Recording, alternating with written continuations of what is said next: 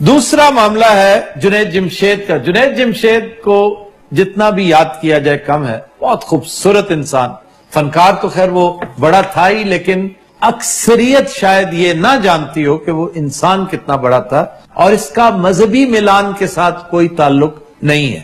مجھے اس کے اندر کے انسان کو قریب سے دیکھنے کا موقع اس وقت ملا جب وہ باقاعدہ میوزک میں دھسا ہوا تھا. تو انہی دنوں میں بھی ایک پلے تیار کر رہا تھا. یہ میرا دوسرا پلے تھا. نقاب کے فوراً بعد فنکار کے دنوں کی بات ہے کہ فنکار میں ایک کیریکٹر ایسا تھا جو مین کیریکٹر تھا, وہ ایک سنگر تھا جسے دیکھتے ہی دیکھتے بڑی شہرت ملتی ہے اور وہ پوری دنیا میں مشہور ہو جاتا ہے. میں نے رول ماڈل کے لیے جنید جمشید کو پک کیا کیونکہ میرا موسٹ فیورٹ اس وقت بھی وہی تھا. اور پاپ میوزک کے بینر تلے جتنے گانے آئے ہیں میں آج بھی سمجھتا ہوں کہ جنید جمشید کے وائٹل سائنس کے وہ گانے آج بھی ٹاپرز ہیں. چنانچہ میں نے وہ ٹاپ کے 2 گانے اپنے ڈرامے میں ڈال دیے. سر وہ گانے کون کون سے تھے؟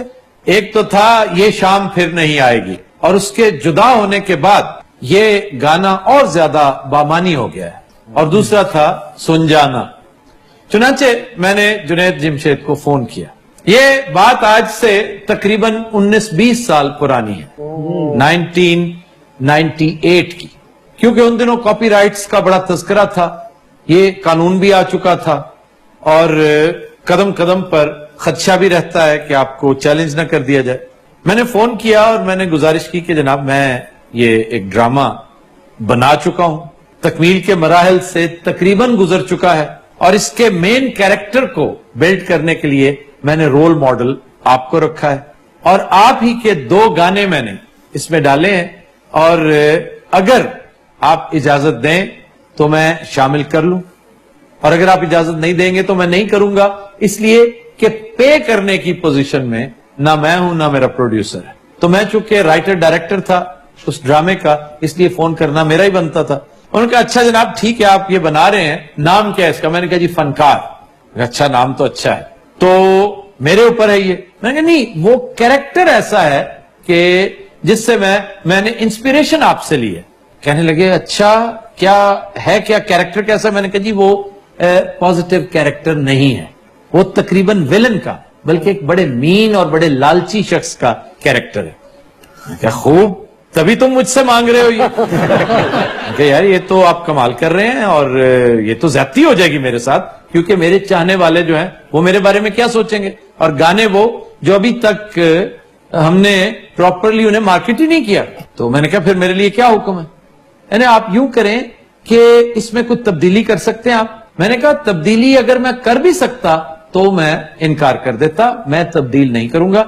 آپ کی بڑی مہربانی, میں آپ کے گانے دونوں ڈراپ کر رہا ہوں, لیکن مجھے اس بات کی بڑی خوشی ہے کہ میں نے لالچ نہیں کیا, اور آپ نے بھی جو اعتراض کیا یہ آپ کا حق تھا. مجھے اس کی بھی خوشی ہے کہ میں نے آپ سے اجازت لی. میں نے کہا بات سنیں, آپ سیریسلی اس میں تبدیلی نہیں کریں گے؟ میں نے کہا جی بالکل نہیں کروں گا.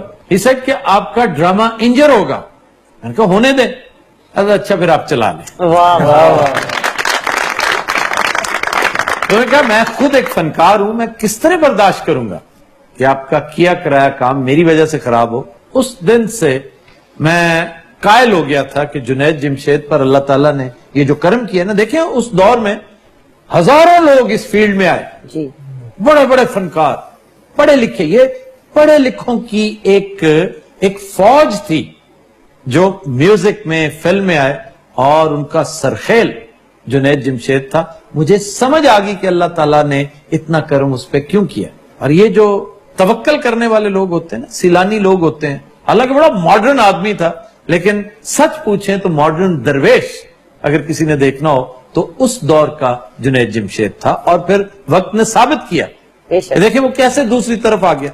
اور یہ بھی میں سمجھتا ہوں کہ یہ بھی اللہ کو اس پہ کرم تھا, اور میرا ایمان ہے کہ اللہ تعالی کے خزانوں میں سے بہترین تحفہ, نمبر 1 تحفہ ہدایت ہے. اور وہ خوش قسمت تھا جسے اللہ تعالیٰ نے این جوانی کے وقت اس کے پرائم ٹائم میں ہدایت دی, اور اس نے یو ٹرن لیا, اور یو ٹرن لینے کے بعد اس نے ایک لمحے کے لیے بھی مڑ کر نہیں دیکھا. Khawateen Hazrat will take a break, stay.